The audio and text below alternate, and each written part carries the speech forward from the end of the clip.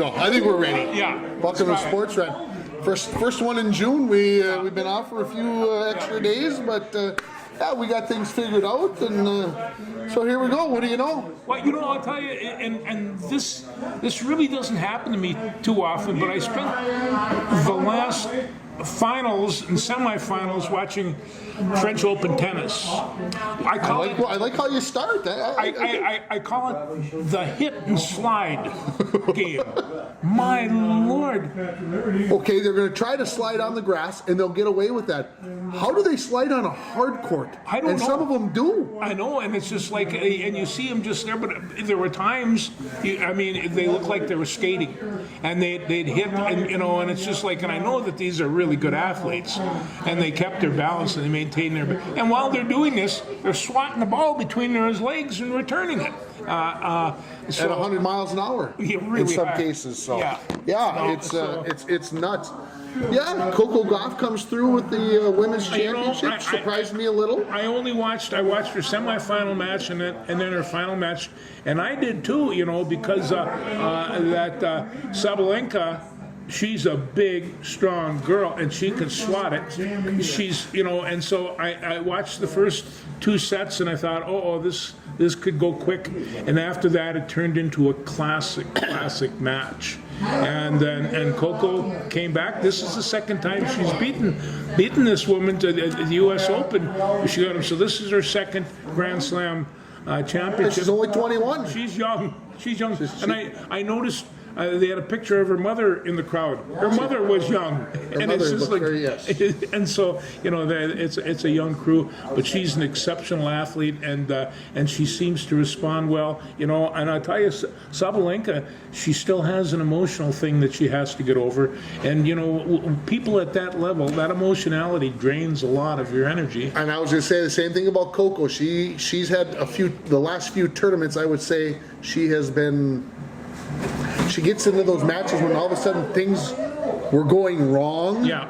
And she would make it worse almost by taking it out on the officials, or taking it out on her racket, or taking it out on even on herself. And it seemed like she handled the better when things were topsy-turvy on Saturday morning.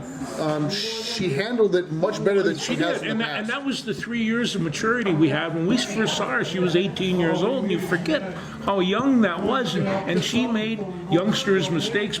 But I'm hardly a tennis aficionado, but you could tell that this woman had talent, and she's extremely talented. They both were. It was a great match. It was a super match. It wasn't. The men's wasn't too bad yesterday. 5.5 hours. You could drive down to Minneapolis, have lunch, and be on your way back in that time. And it's just, but they really, really knocked at each other. Everybody knows probably how I feel about Rafa Nadal. Rafa Nadal's played some of the longest matches in the history of mankind, along with Novak Djokovic. Neither one of those two were involved in this match. And usually their matches take so long because, of course, Rafa's got to do this, and Novak's got to dribble the ball 27,000 times. It's only 14. It's only 14. They just like... So a lot of their matches, yes, went 5 hours, but a lot of that time was whatever. You don't see that so much with Jannik Sinner and with Carlos Alcaraz. But Nicole, he got nailed by Sinner. And at the end, there was not much energy left in the old man, and he's there's that slope, and he's on the slope down. He's on the slope down because there was a time he was unbeatable. Absolutely. And there's 2 or 3 young guys that these guys are so fast and so strong. You saw Jannik Sinner and Alcaraz playing for the championship. This is going to be the new Federer, Nadal, whatever. Djokovic, came in there kind of in the middle of that. Djokovic is transitioning out. Yeah, these two. They're just 23 and 24, I think. It's just. You're right. And these guys are going to be around for a long time. Yeah. So we should get used to seeing Alcaraz and Sinner in the finals. I just knew that I couldn't turn myself away. I tried to go, and I always come right back to the thing. Next after you go through 3 sets, you're hooked. The Rainy Lake North Stars were playing yesterday. yesterday, so I kind of had to work around that. But while I was running the scoreboard, it was right here. I was keeping an eye on it every once in a while, and surprised that it had gone 5.5 hours, especially after Yannick Sinner had won the first 2 sets. Yeah. I thought, okay, he's going to take one of the next 3, but Carlos Alcaraz is a beast. There was some gamesmanship. Alcaraz kept pointing to the crowd and pumping his fist. So then Yannick Sinner started doing it, and then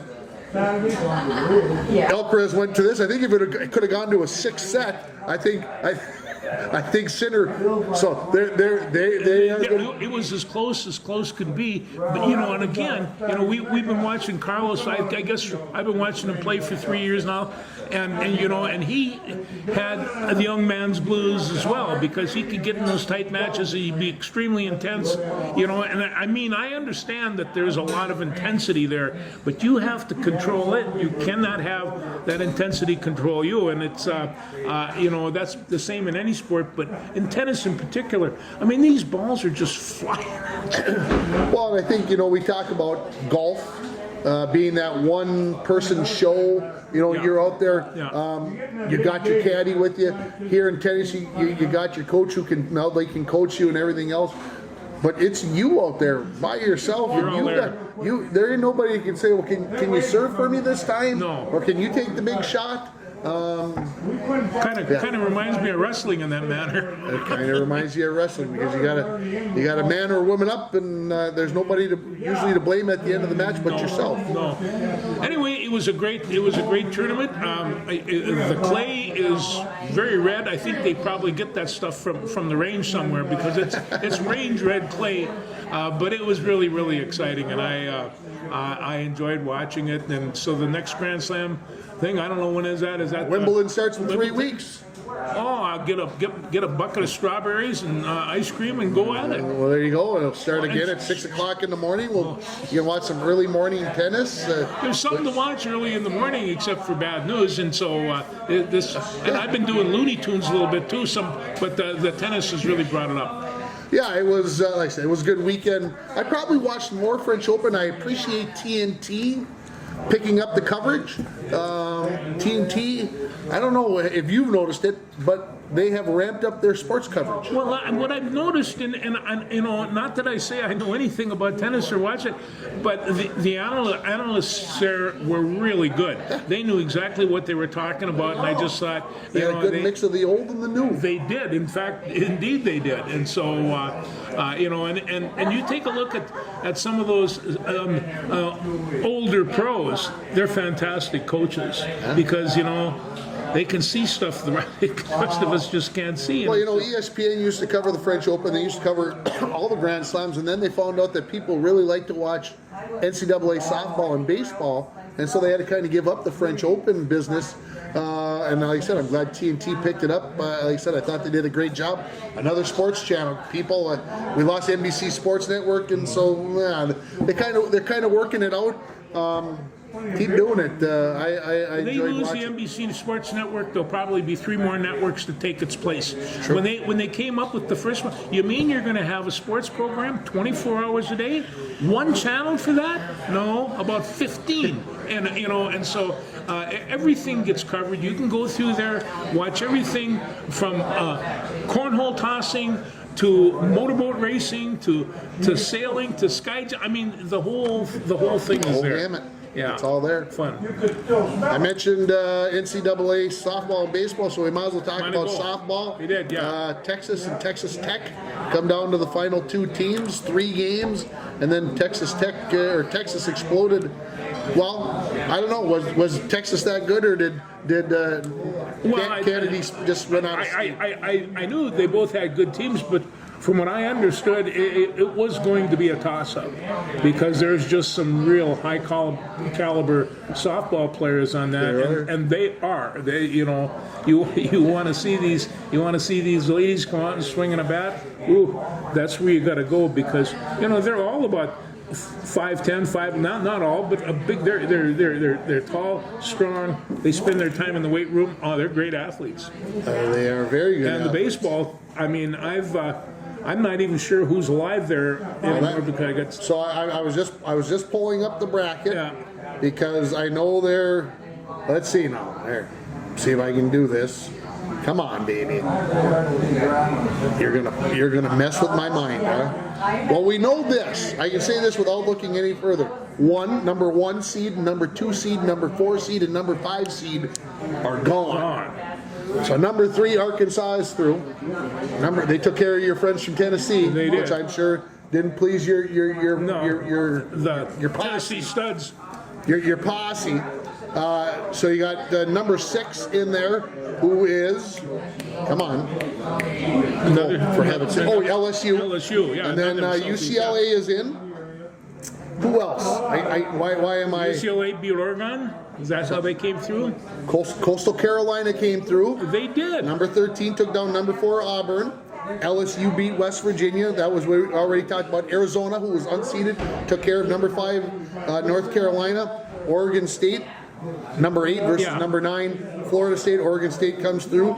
Duke and Murray State are playing game 3 tonight to see who goes out of that. Murray State's unranked. Matter of fact, they were the ones who took care of number 1. Come on, Vanderbilt. So are they all going to head off to Omaha? Yeah, UCLA is the Omaha and Louisville's in. So the only one that's left to be decided is Murray State or Duke. They play at Duke tonight. Again, that's at 6 o'clock our time. So, They're going to be pumped at Murray State to beat Duke. I mean, that is going to be some. And there's some really, really fine pitchers, at that level. And it's I think that's what old Tennessee was hoping for. That their pitching staff was going to keep them in there, and sometimes it does. And there's some pretty good hitters too. Yeah. So baseball's been exciting. I've watched plenty of the NCAA baseball. I enjoyed it kind of off on the periphery while you're watching other stuff, with the 2 TVs, only 2 TVs going, I know 3, but also the phone also going at times. So would love to be driving off to Omaha on Friday to watch baseball. It's like I said, I've talked about it for years. You get a chance to go, you got to go. Well, I hope you get a chance someday. So, did you see any horse races this weekend? I did not watch the Belmont. Saturday night we were celebrating my daughter's birthday and Father's Day a little early because our Anna could come up. So we headed out that way. So I did not get to watch the race. But I heard if you watch the Kentucky Derby, it was the same thing. It was the same race, minus the mud. Minus the mud, but Sovereignty, they took journalism, just like in the Kentucky Derby, and I keep on thinking, why didn't Sovereignty run in the Preakness? And it's just to give it a shot because he really is a fine horse. And I read a little bit about it on Sunday in Sunday's paper, and they basically said, we don't think that he would have won the Belmont if he would have run the Preakness. Well, that might have been. Anyway, I don't know. They had that in their mind for quite a while. So anyway, so much for the horse racing. Yeah, the horse racing season now is officially over according to this show, right? So we'll just that's just the way it'll be. I'm just updating that Monday night at the golf range is canceled for tonight due to the weather. It's not supposed to keep raining. It's supposed to quit by my weather, but I don't know. It may not. It was rain that we desperately needed. We did need some of that. We'll go with that. Well, let's talk about how about the NBA. First, just flipped right up there. The first game that I saw, and I was amazed because I thought Pacers were going to get run right out of the building, and they came back, and Halliburton drilled one of those miracle shots that he's so good at doing. But then you watch last night's game. It was like 2 different teams, and it's and don't forget. And let's remember that OKC was up substantially in game 1 as well. I kept on waiting. That's why I stayed up. Kept on waiting. Yeah, and and I know that they can, but you know what? And this was brought up. He says one time after they lost the game, one game in the season, they went on a 17-2 run. And they averaged winning by almost 16 points a game. And so, they're capable of this kind of onslaught, and it's just, and they get to running up and down that court. Those lean, long-legged young men, boy, they can honk. And it's, they scrapped. They played very good defense. They kept that perimeter out there as much as they could. And I mean, some of those shots that the Pacers were shooting were from 35 feet out. I mean, they were prayers more than shots.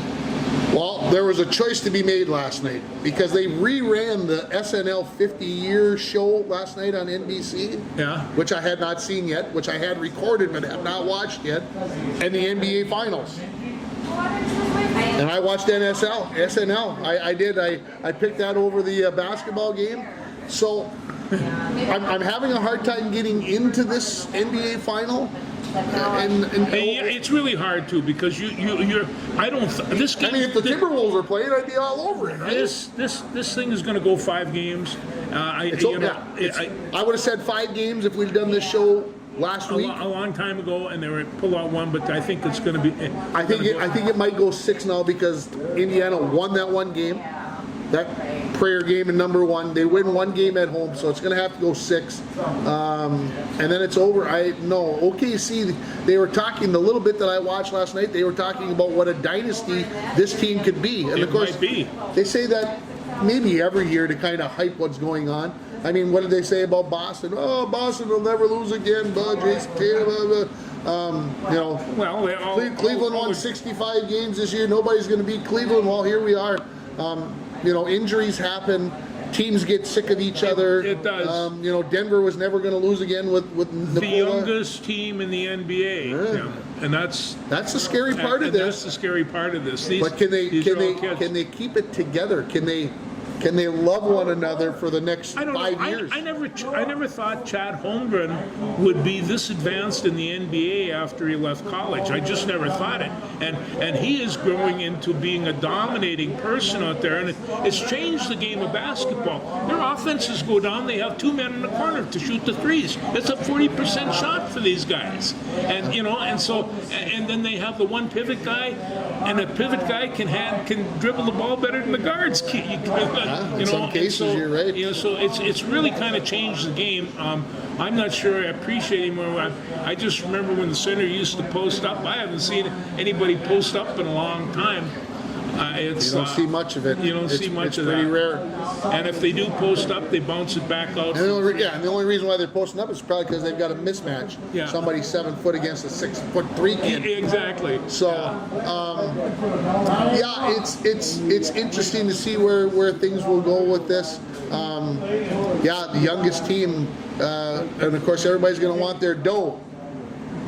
That's the other part of this. How much? There's only so many $165 million contracts you can sign. I mean, there's only so much money. Well, I will say to go this around. about the OKC fans: they're enthusiastic. They don't have anything else to cheer for. Oklahoma football sucks. Sorry, did I just go that way? Wow. Woo! I'm sure you didn't say that. You probably think it. I turned that filter on, Tim. Jeez. No, that would be I think it's over. So anyway, it's a very fine team, and actually, Pacers taken apart New York the way they did. I take a lot of respect for them, but they just can't run with this much. Yeah, I think the West is still better than the East. Yes. Yeah, I agree too. Yeah.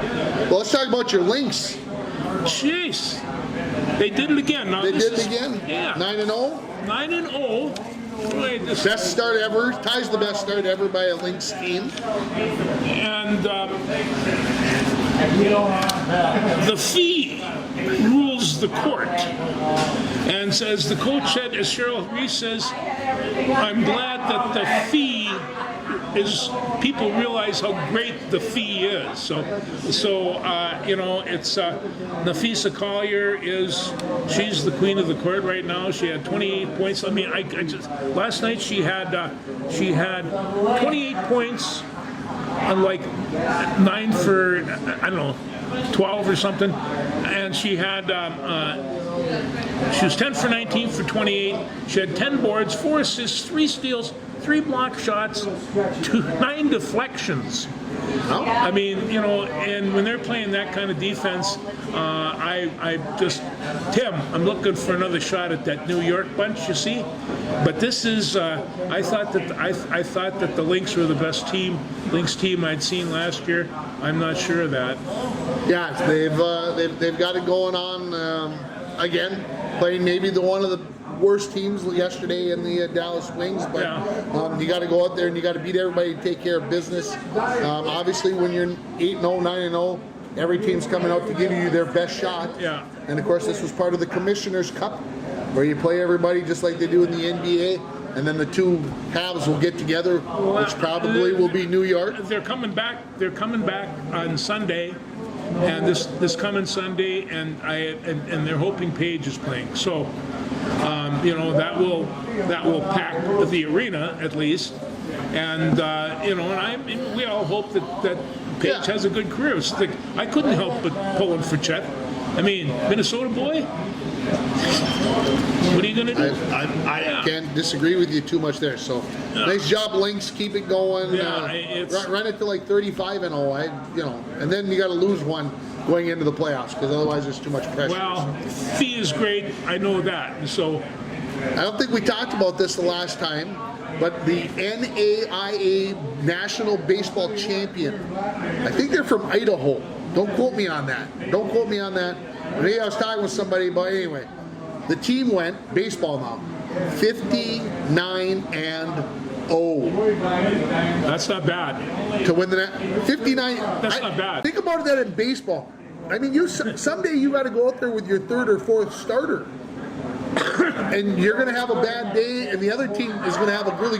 And 59 chances to not lose that's incredible. I think of the opposing team. Do you have a tough game today?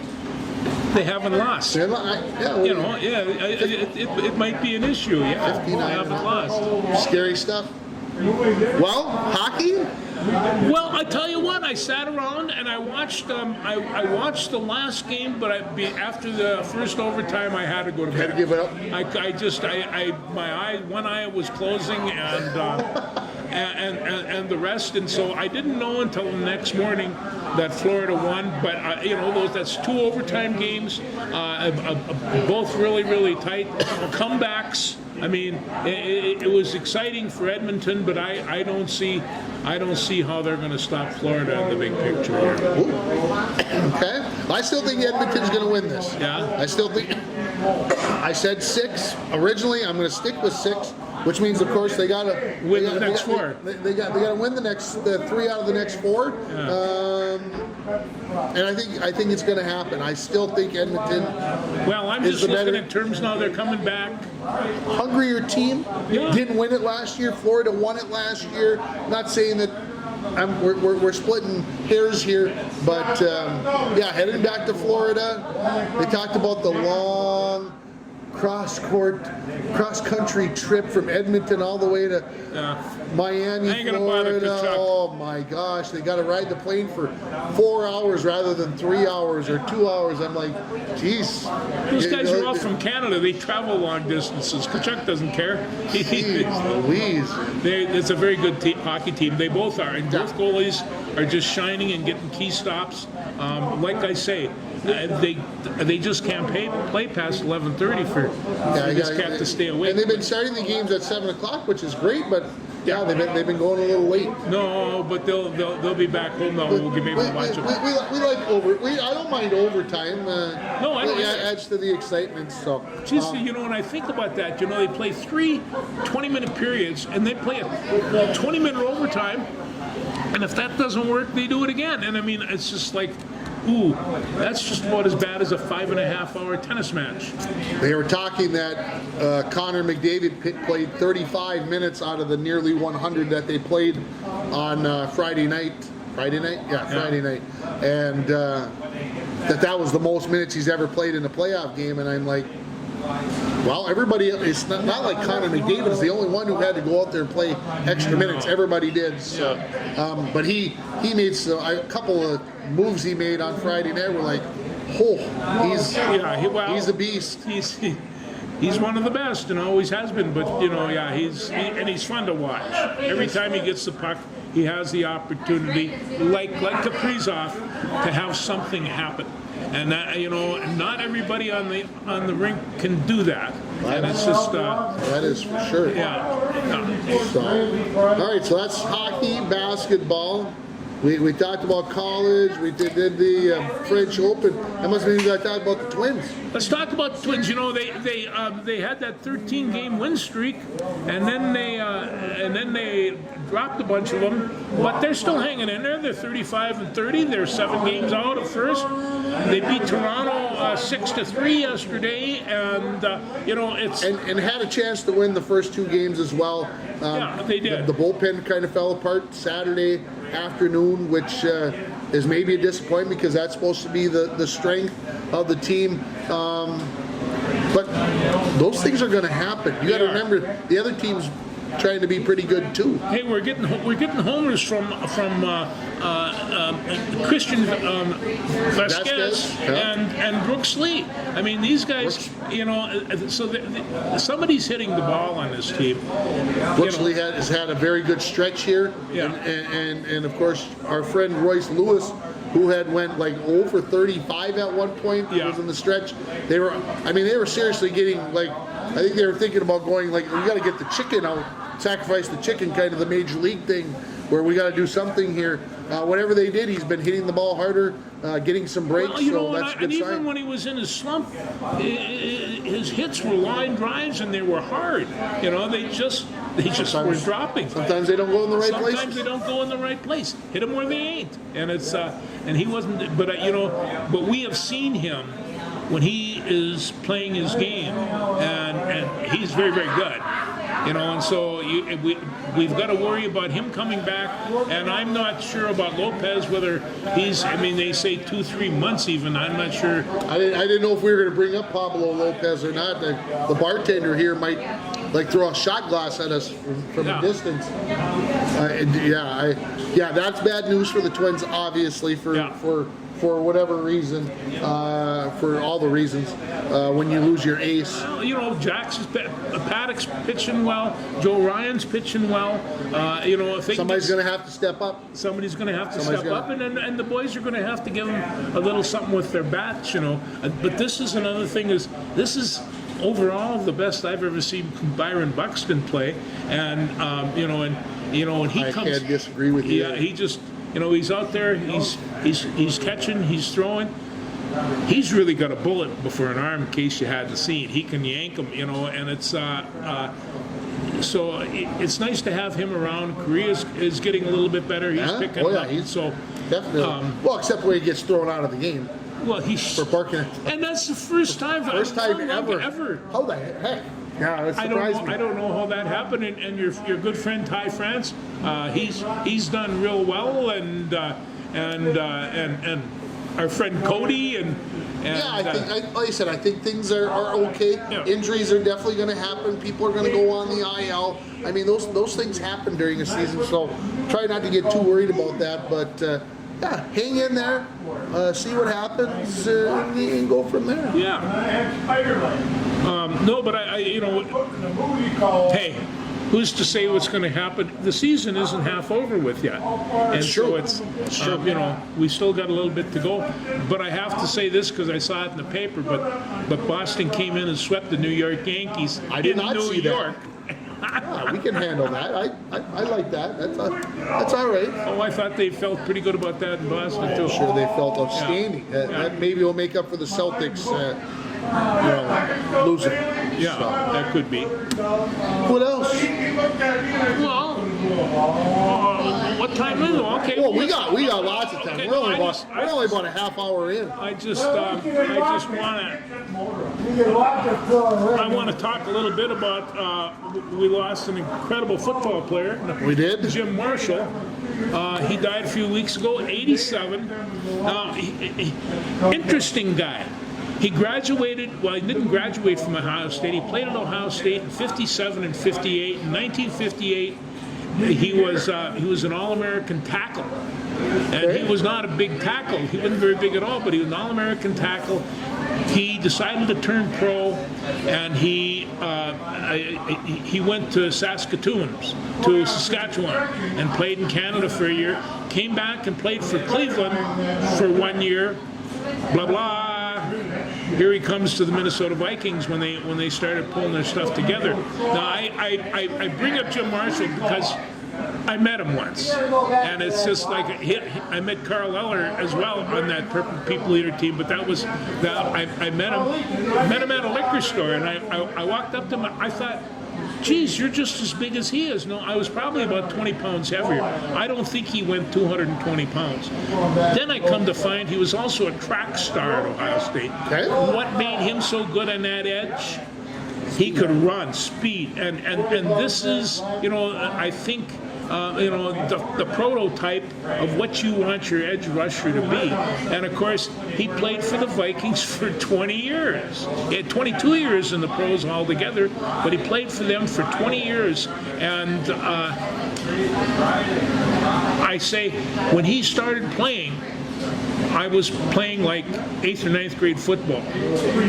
I was a grown man by the time he was done, and he was still playing. But he would be so fast and going so hard, and in spite of all the good things, I mean, 270 consecutive games, 282 total games, Right.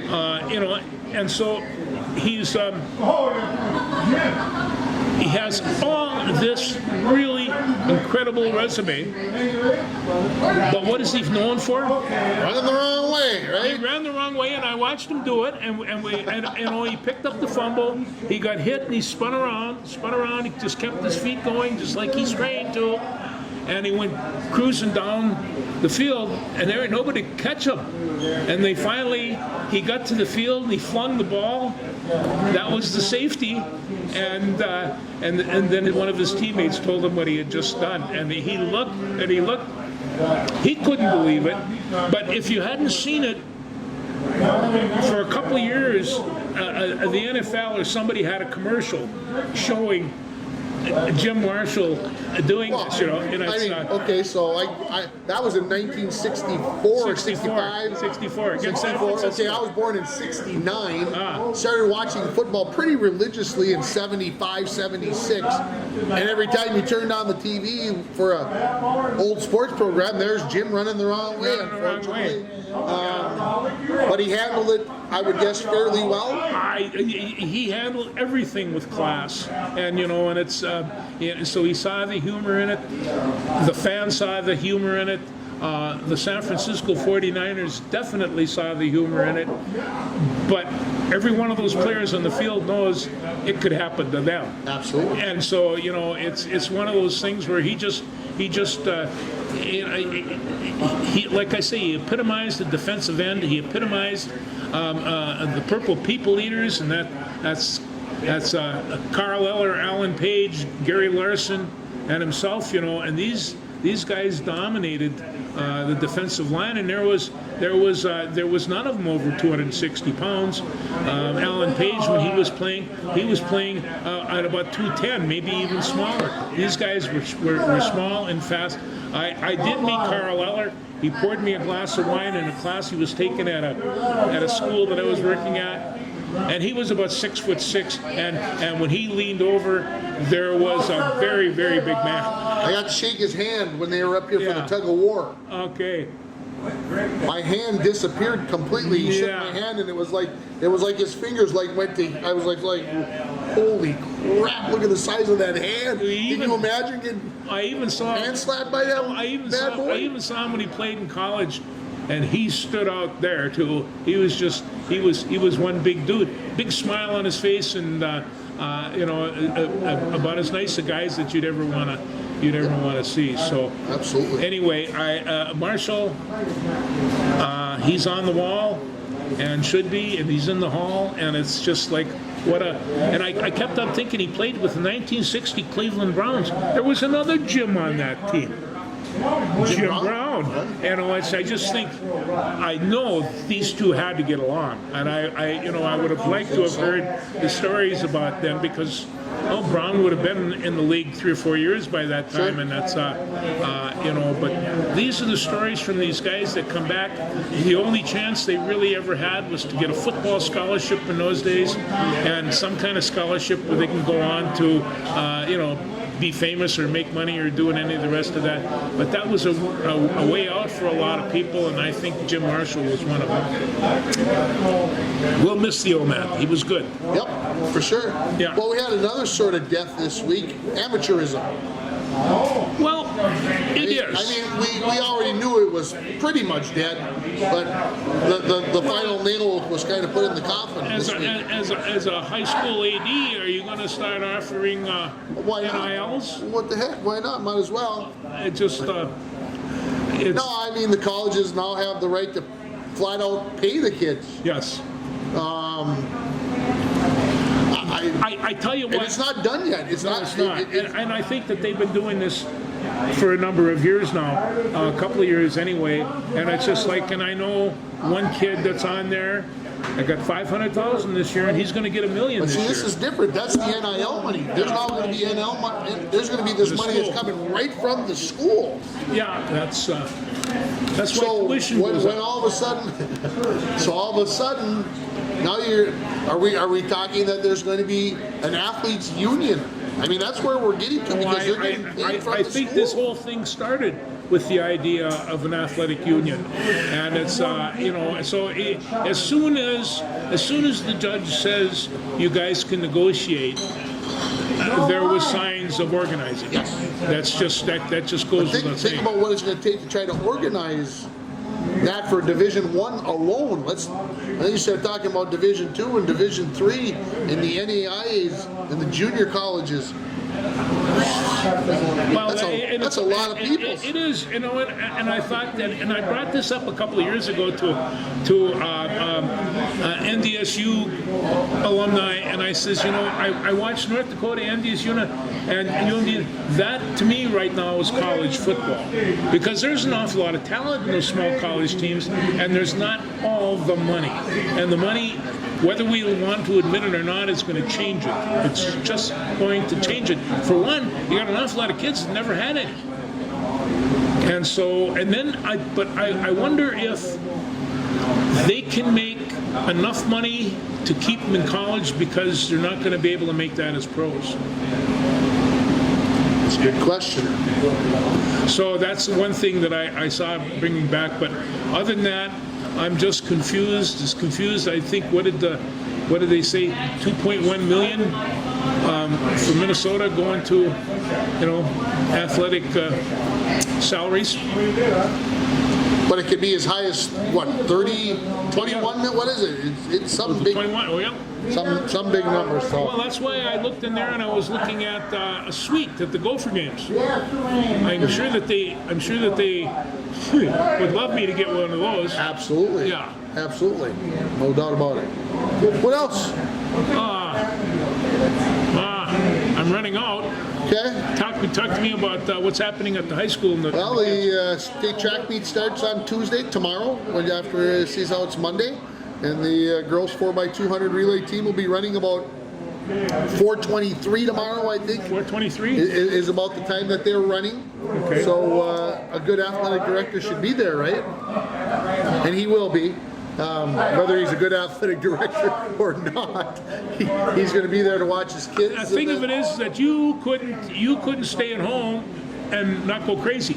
Yeah, So it's a lot better that you're down there. Yeah, stop in St. Cloud and watch a little state baseball on Wednesday. The baseball tournament is starting. I noticed there's going to be some pretty good games down there too. So Southridge in 7A, and of course Duluth Marshall in 7-2A will be playing in St. Cloud. Grand Rapids back again for seems like the umpteenth year in a row from 3A. So we'll see how things pan out.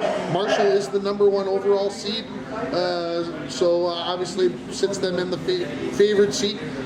Southridge is the 3 seed in Class A, and Grand Rapids is the 5 seed. So good luck to those teams. I hope that Wednesday turns out to be a nice day in St. Cloud to watch a little baseball. Yeah. for sure.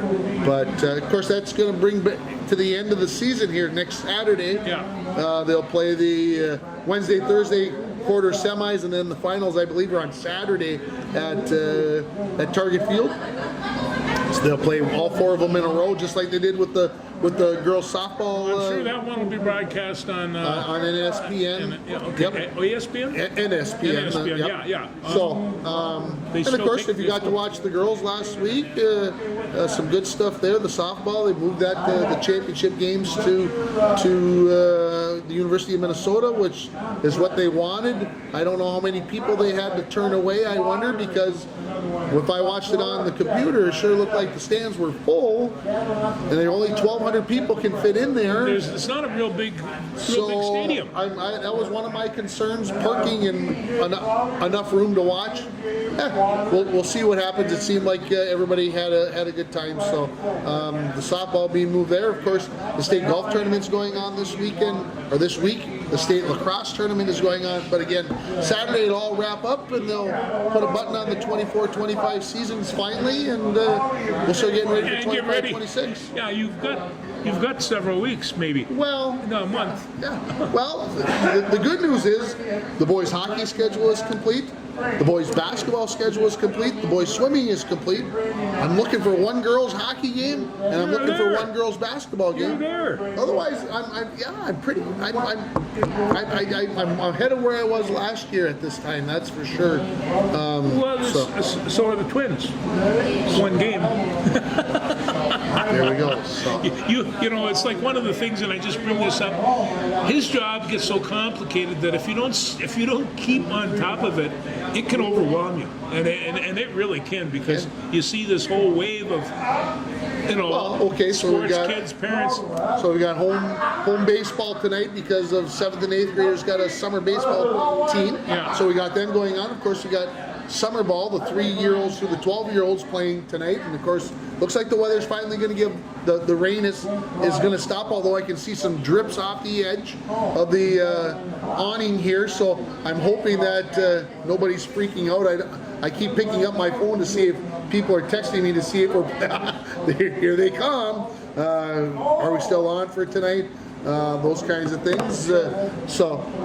You asked me before we went on the air, have you been going in every day right now? Yeah.